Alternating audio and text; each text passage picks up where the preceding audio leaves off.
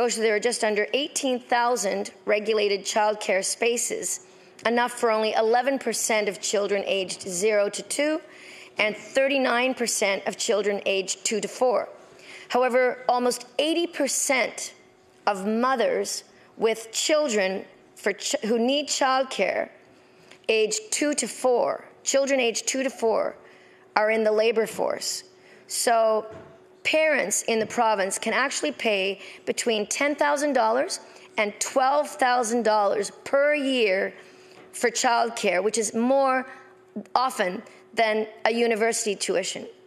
So, Mr. Speaker, when I asked the Minister of Education about the $6.6 million that is going towards early childhood years this year, in her notes and in the mandate, it said they would be spreading that $6.6 million between three things. One, raising wages for child care workers, educators, which is fantastic, and I approve. Two, adding more child care spaces, fantastic, I approve. And three, getting more inclusion for children with special needs and accessibility issues into the early childhood years. When I asked about that in budget estimates, the minister gave a puzzling response. She said, actually, no, it's not about the special needs. There's nothing about inclusion. This $6.6 million is not to go towards that. It's only to go towards the childcare spaces and raising the salaries of the educators.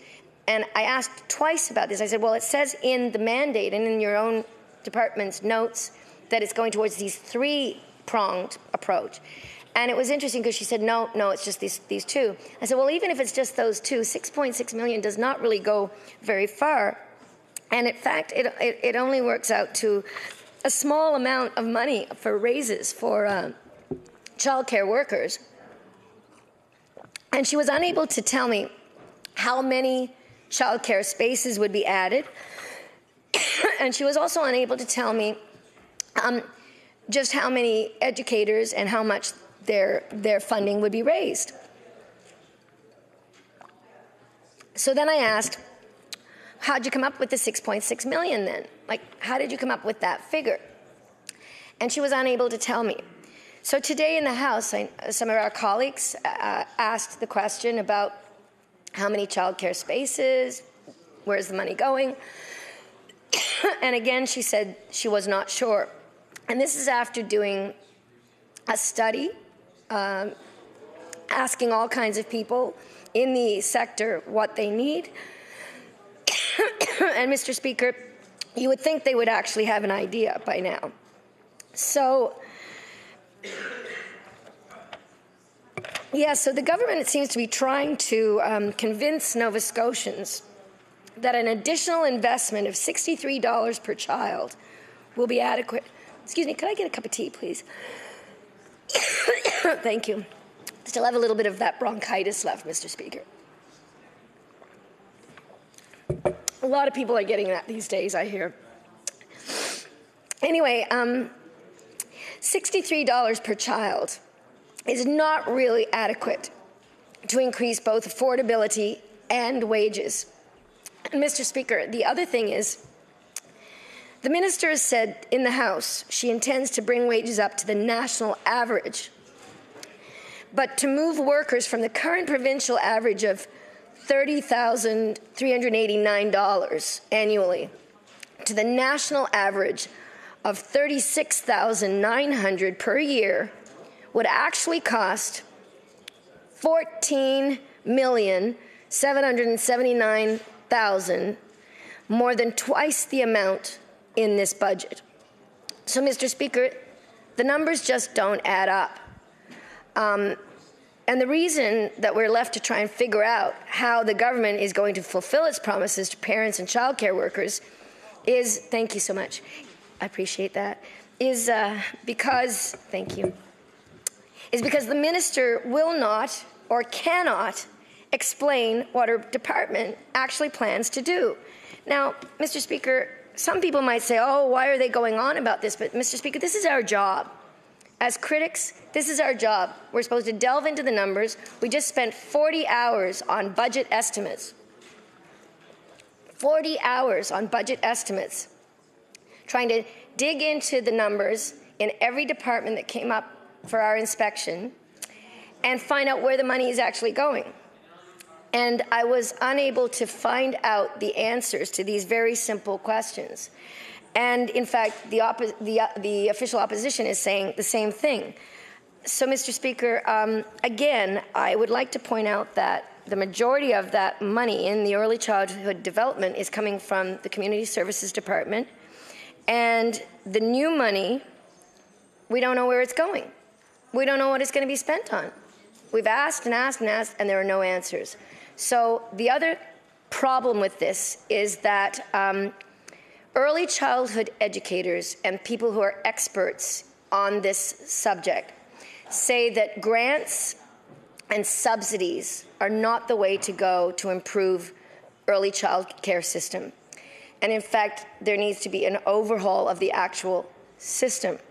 And there needs to be a set core funding for these early childhood teachers, not coming just through grants and subsidies. And in fact, what this government is going to be doing is simply that, grants and subsidies. So again, the experts say that doesn't work, Mr. Speaker. Interestingly enough, too, in education, the teachers are saying that this testing, this focus on testing and on the 3 Rs is something that the Americans have tried. In fact, it's been tried before here in Nova Scotia. It's been tried before in Canada. And they say that it actually doesn't work because the testing that is being used now here in Nova Scotia is from an American company, a private company that the government pays to give them this testing to roll out to children. And it's called CORE, C-O-R-E, CORE. Teachers say it doesn't work. My own father, who trained many of the teachers in Nova Scotia, across Nova Scotia, and right across the province, taught in his 40 years ago, he taught early childhood development and he taught modern methods of education. And 40 years ago, he said, these tests don't work. All that they prove is whether a kid can memorize something or not. That's all they can prove. Because the kid could memorize it for the test, and then guess what? It's out of their heads the next day. They don't retain it. Whereas new and modern methods of education, where children are working together and they're problem solving and all of these kinds of things, tend to work much better with a child. And I've heard from industrial arts teachers that even with mathematics, when you teach a child how to build a house, when you teach a child how to build something with their hands, they may not be good in mathematics as a subject, but when you start teaching them how you have to do certain angles and degrees and something in order to make it straight and make it stand up, guess what, Mr. Speaker? They get excited and they get it. And all of a sudden they're starting to learn mathematics, but in a way that means something to them, and that is, they take it inside of themselves and it becomes a core knowledge that they can go forward and they can use it in their future. And one of the sad things was to see some of these industrial arts programs wiped out and taken away by various former governments. And many people in Truro, for instance, remember when we had a wonderful industrial arts building and program that was taken away. And they say that to this day that's such a shame for so many children who were really learning and growing and using that in their futures. So, Mr. Speaker, these are some of the things that I've been hearing and that I've been noticing in the budget, that the Financial Measures Act, it doesn't really address the core problems. And it's sad to see, because this government did have an opportunity, and I feel that they have blown it on a number of issues that I, in particular, am the critic for these portfolios. One of the things that I'm hearing from as well, and that I noticed through the budget estimates, is, budget estimates and also bills that are have been passed through the House. One of them is about the Law Reform Commission, and 17 of the province's most prominent law firms are unanimous in their thinking that this government's decision to discontinue funding for the Law Reform Commission is a huge mistake. The decision to eliminate funding to this democratic institution is taken straight from the playbook of the Harbour Conservatives, Mr. Speaker. A decision that's widely criticized by legal experts. The Commission's work is critical, and the real costs of terminating funding greatly outweigh any perceived financial benefits. So when we talk about financial benefits, Mr. Speaker, I would be remiss if I don't talk about income inequality and how this is not really being addressed here with the budget. Nova Scotia has the third highest rate of poverty in Canada, the third highest rate of poverty in Canada, Nova Scotia, in 2016, and the highest in Atlantic Canada. Now, I have to say, Mr. Speaker, that while we were in government, when the NDP was in government, you may criticize us for certain things. I criticized us for certain things. And that was my job as a backbencher MLA, was to bring up around the caucus table the things that I was not in favor of. And so one of the things, Mr. Speaker, that I would say we need to talk about here is poverty. And under our government, we introduced several measures that in fact reduced poverty in Nova Scotia by 11,000 families. And it was something like 11%. And I was very proud of that, Mr. Speaker, because that was one of the things that we felt we needed to do, and we did do, by adding in the affordable living tax credit and the poverty reduction tax credit was one of the first things we did. We added in a fifth tax bracket to the richest Nova Scotians, those making, I believe, over $150,000. And we helped to put that money down towards paying for people who really needed it most. And, Mr. Speaker, again, I really don't see this government following in our footsteps on that, and that's sad. In fact, it's not only shameful, but poverty is costly. The many people who are poverty activists and even social workers, the Social Workers Association of Canada, have a saying that poverty costs. Because research shows that poverty can be the cause, and is the cause, of poor health. And poor health, Mr. Speaker, as we know, is expensive. A 2010 report by the Canadian Council of Policy Alternatives estimated that the health-related cost of poverty in Nova Scotia was $240 million. Good management of our health care resources demands that we develop effective poverty reduction strategies. And growing income inequality will be an ongoing challenge unless governments take bold and positive steps to lift people out of poverty. So, Mr. Speaker, to draw from the incomparable Cindy Blackstock, who the problem with addressing child poverty in the long term is that children do not live their lives in the long term. Right now, across our province, thousands of people are living in poverty, and mothers and fathers of those children who are living in poverty are living in poverty too, and they're in need of urgent support from this government. So that's one of the reasons why we have introduced several bills that we thought would help alleviate this problem. And one of them is, in fact, also the minimum wage, $15 minimum wage, and the Grocery Securities Act, Mr. Speaker, because as we know, more people are now using food banks. Food bank usage has gone up, and the majority of people using food banks are women and children. One thing I have always said that would be a very good thing for government to do is to help more with the breakfast programs for children. We put some money into it, but not enough, Mr. Speaker, and it's left to be it's left for teachers and parents to scurry around and try and do fundraisers to raise money for their breakfast programs to feed children in the schools. And also I have to put a shout out to the Lions clubs, like the Lions Club of Truro, for instance, puts $500 towards breakfast programs of any school who needs it. And while I was in government, actually, I managed to get $500 for each of the schools in my riding. And they were from the Lions Club, and they were very grateful about that as well. And we introduced a new concept of a provincial child breakfast program for schools, which was going to be that we were going to put $750,000 into a child breakfast program, a provincial child breakfast program. And it was going to be designed in such a way that that communities, businesses or private individuals were also encouraged to contribute to this fund.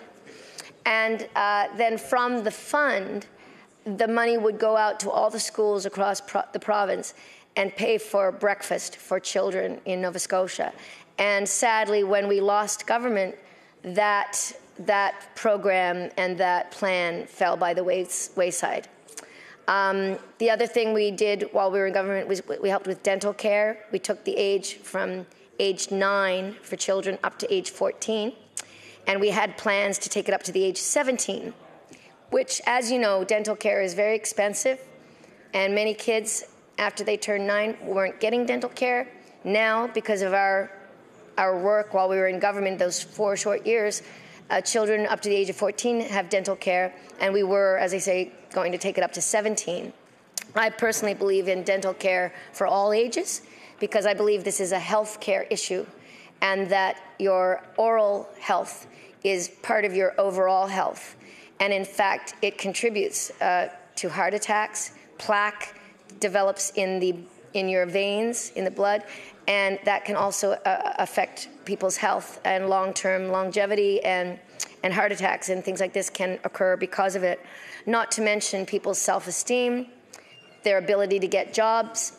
You know, when in this day and age where every television ad you turn on, they've all got these bright, shining white teeth, you know, a lot of people are left feeling less than because their teeth are discolored or they're missing, and they do not have the ability to get the dental care that they need in order to be able to fix their teeth.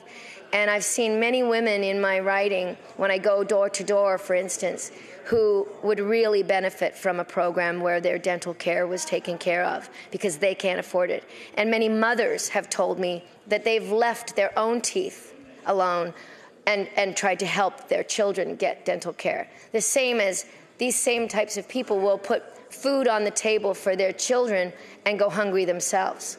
So, Mr. Speaker, in this day and age, in 2016, I just don't understand why we can allow this to continue in Nova Scotia. And we could be a poster child for the creative economy, for dealing with poverty, for having a progressive education system, and many other things. We could also be a poster child for the environment, Mr. Speaker. And one of the things I'm very sad to see is that the Environment Department is constantly now saying that they're just a regulatory body. And I'm getting all kinds of calls and letters from people asking me why the Department of Environment is not helping with various environmental problems around the province. Because they say, well, if the Department of Environment's not going to do it, who is? So, for instance, there's residents have contacted me that are constituents in my riding, and they spend time around Matatall Lake, for instance.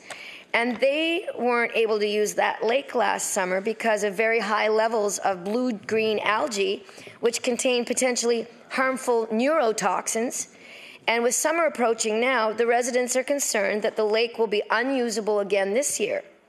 And the minister was kind and was able to, the former minister, I guess it was, yes, was kind and was able to give the residents around that area some funds to be able to get researchers from the agricultural campus of Truro, Dalhousie University, to go in there and do research and find out what exactly was happening, why this was occurring. And what they found, Mr. Speaker, is because of clear cutting.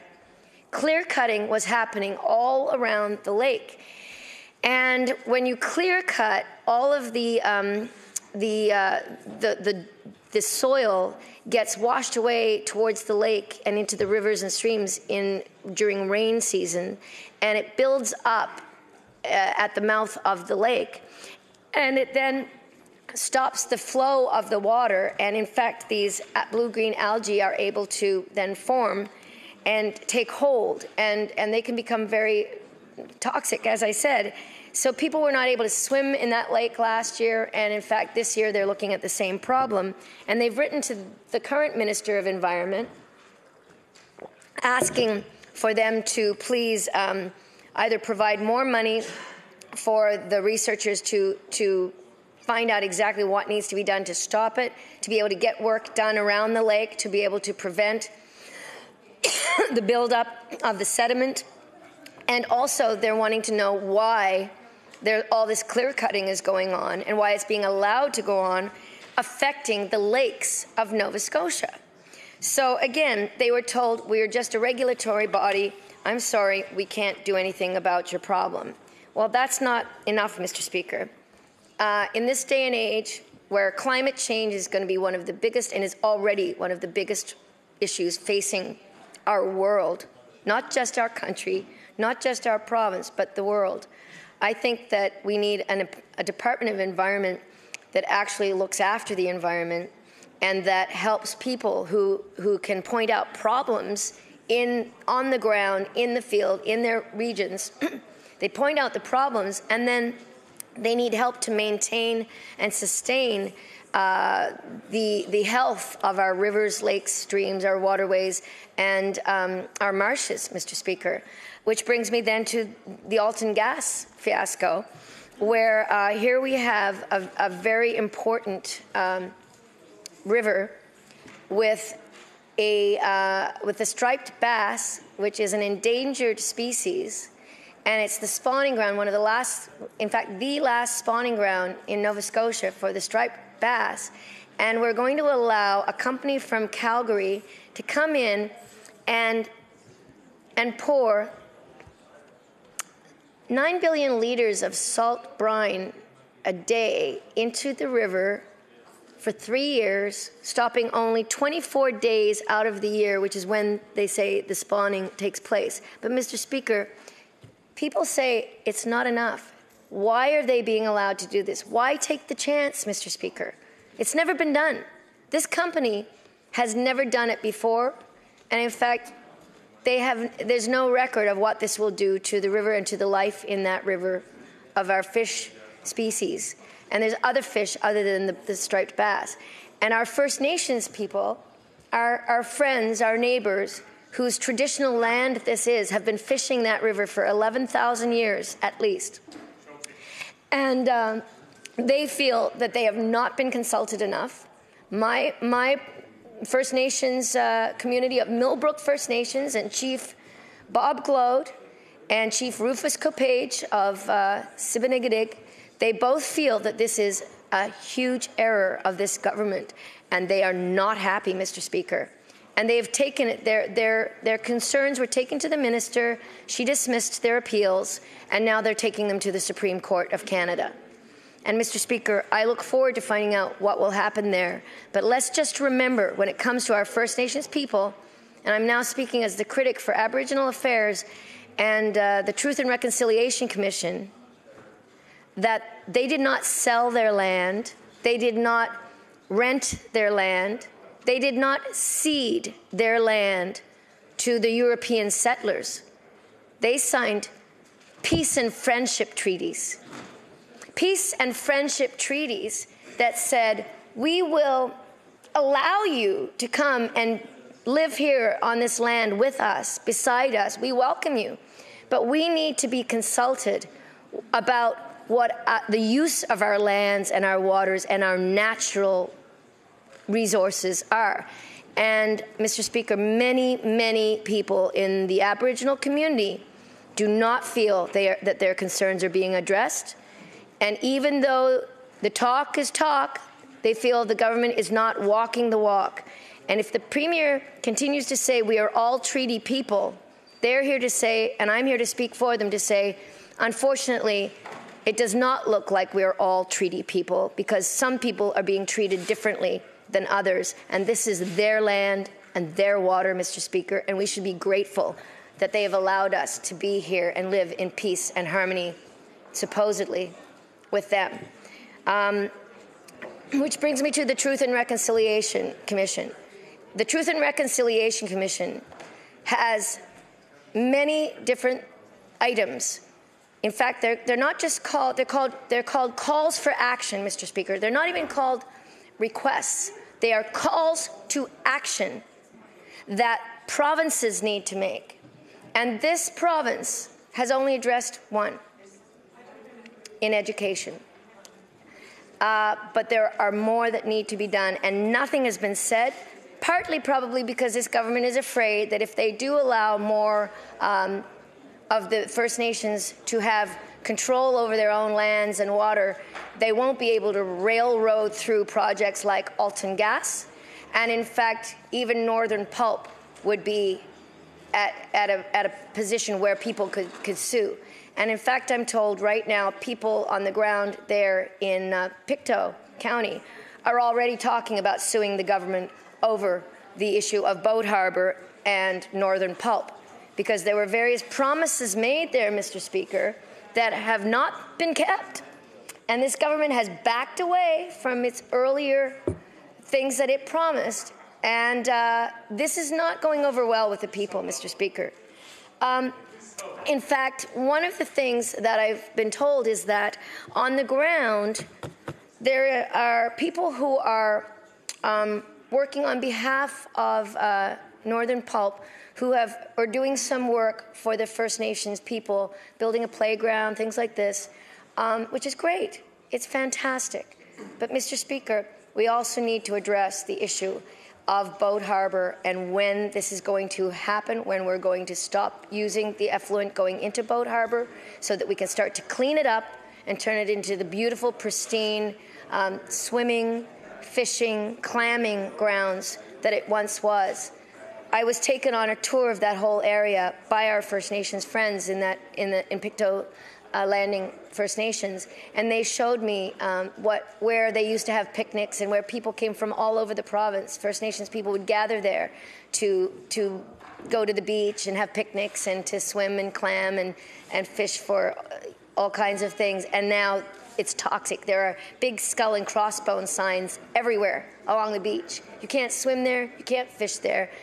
And when this was first decided to put that mill there close to 50 years ago, I have to note that at the time, the people that proposed it said, and it's in writing, Mr. Speaker, that this would not affect the people of the area. It would only affect a small band of Indians. That's the wording, a small band of Indians.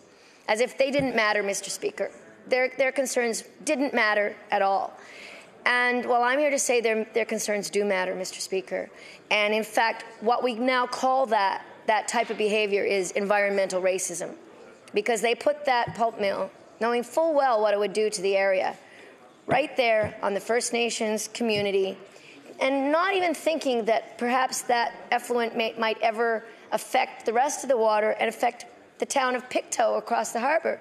But the broken pipeline that we've seen in the past couple of years proves that the toxicity from that effluent went into the water, and they picked it up even over in Pictou. And the people now in Pictou are very concerned as well about their health. I'm hearing from people there saying, why should their children have to have breathing apparatuses, and why should they be more inclined to get cancer and lung conditions, Mr. Speaker? And yet the Minister of Health and even the Minister of Environment at the time said there's no immediate danger. There's no immediate danger, no cause for alarm. And in fact, a songwriter wrote a song about that called No Immediate Danger. And Mr. Speaker, if you haven't heard it, you should, because it's heartbreaking when you find out that in fact this is still going ahead and not more is not being done. The other thing that I'd like to talk about before I end my time, Mr. Speaker?